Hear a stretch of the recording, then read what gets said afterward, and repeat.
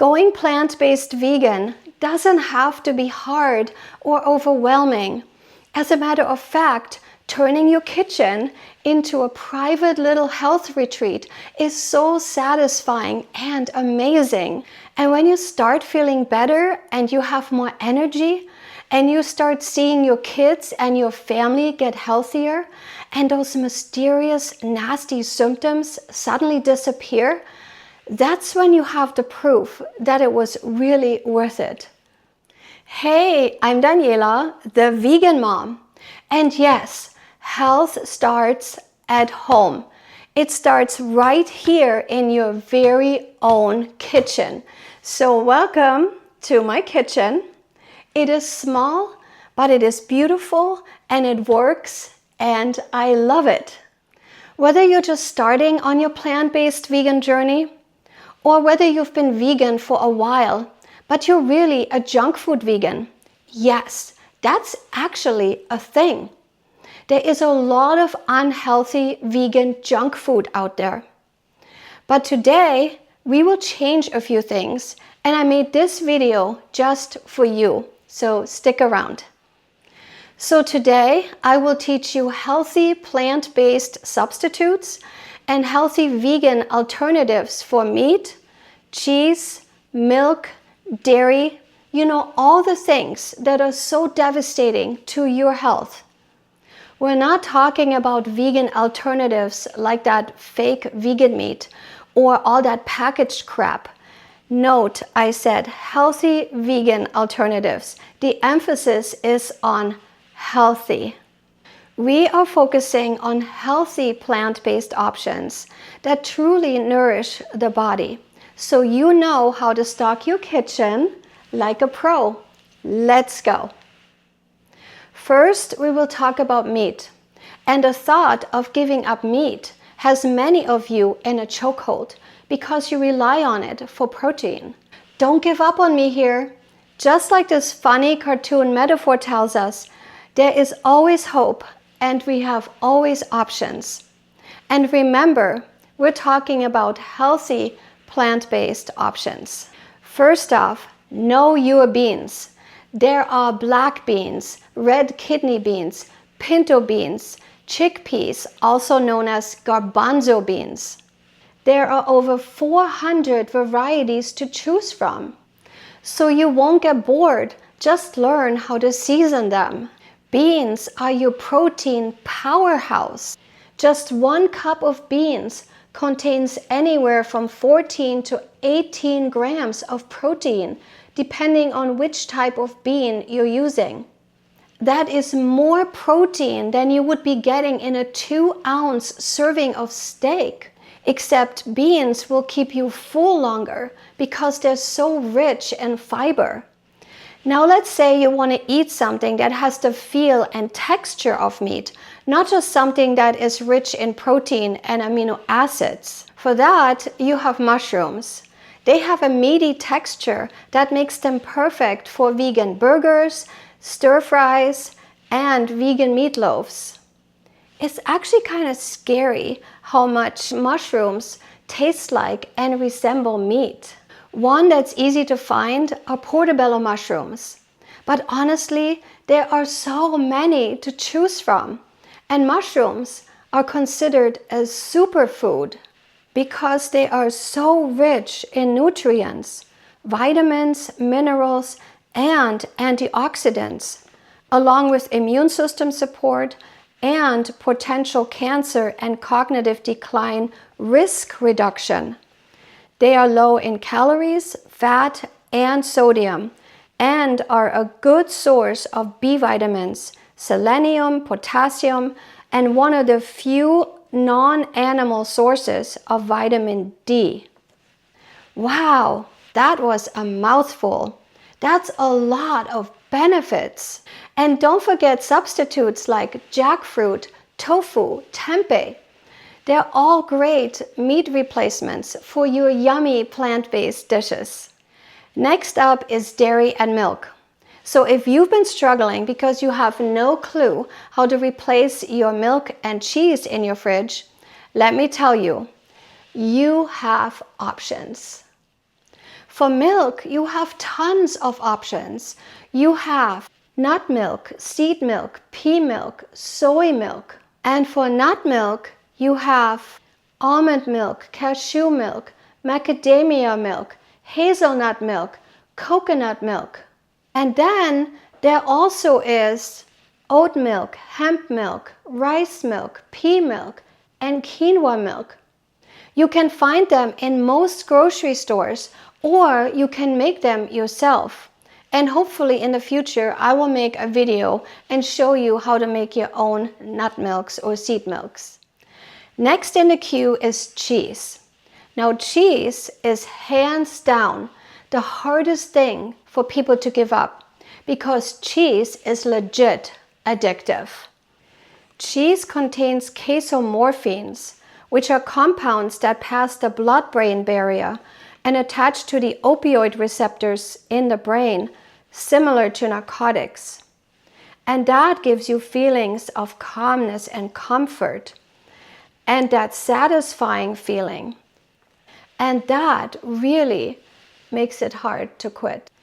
But let me remind you where milk, cheese, and dairy really come from, and the unspeakable and heartbreaking cruelty behind those products. And that alone should eradicate and put a complete end to your addiction and longing for milk, cheese, and dairy products. Here's how humanity treats mother cows. We confine them in filthy enclosures, forcing them to live in their own waste. We deny them fresh air and natural habitat. We forcibly impregnate them. By selectively breeding them, we make them produce abnormally large amounts of milk that no calf could ever consume. Once they give birth, we take their babies away from them, kill the male babies, and take all their milk for ourselves. Soon after, we forcibly impregnate them again, and tear them away from their newborn baby again. This relentless cycle of torment continues until they are physically and emotionally broken. Then, we kill them and eat their tormented bodies. There are tons of delicious plant-based alternatives that can help you make the transition without feeling deprived. Just like plant-based milks that use nuts and seeds, the plant-based cheeses also use suds and needs. Did I just say suds and needs? I meant nuts and seeds. So the plant-based cheeses also use nuts and seeds. Did I get that right? I think I did. And there are also vegetable-based cheeses that are made out of potatoes, carrots, and cauliflower. Now let's talk about replacing eggs. For baking, you can replace eggs with flaxseed, chia seeds, mashed bananas, and applesauce. So for scrambled eggs, you can use medium firm tofu. You crumble it up and you spice it with some salt and pepper, turmeric, garden spices, and some paprika and onion powder.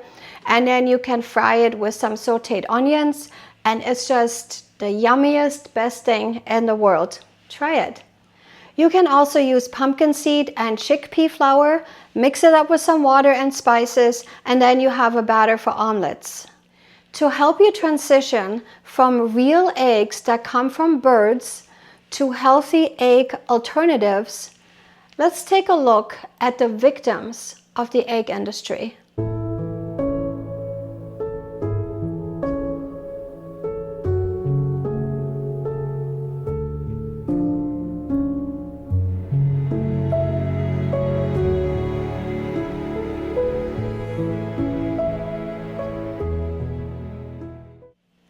On the sweeter side of things, let's talk about refined sugar.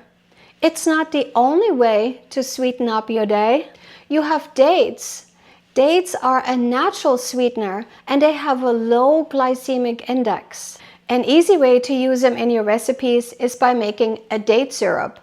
So basically you use pitted dates and soak them in some water for a few hours, and then you blend them with water, and that's it. It's that easy. This is going to give you a delicious caramelly syrup you can use on top of your waffles, to sweeten your muffins, your cookies. You can drizzle it on top of stir fry, and you can use it in your smoothies. So amazing. Another great way to sweeten your day is by using maple syrup. It's great for baking, for drizzling over your pancakes or waffles. It's great in oatmeal, and you can use it for your smoothies and just about all your sweet needs. Another great sweetener is fruit. For example, bananas. You can put them in your smoothies, in your oatmeal. You can even use them for baking. And they're so healthy and nutritious. Try it sometime. Also, figs, pears, peaches, nectarines, when they're really ripe, they straight up taste like sugar. Next on the list is salt. Reducing your sodium levels can really boost your health big time. If you're mainly eating plant-based foods, you're naturally cutting out unnecessary sodium levels that are in processed frozen meals, junk foods, and packaged foods. A great alternative to regular table salt, which is highly processed, is sea salt or the pink Himalayan salt. You can also splurge on fresh and dried herbs and spices to keep the flavor high and to pack a punch, like basil, rosemary, smoked paprika, cumin.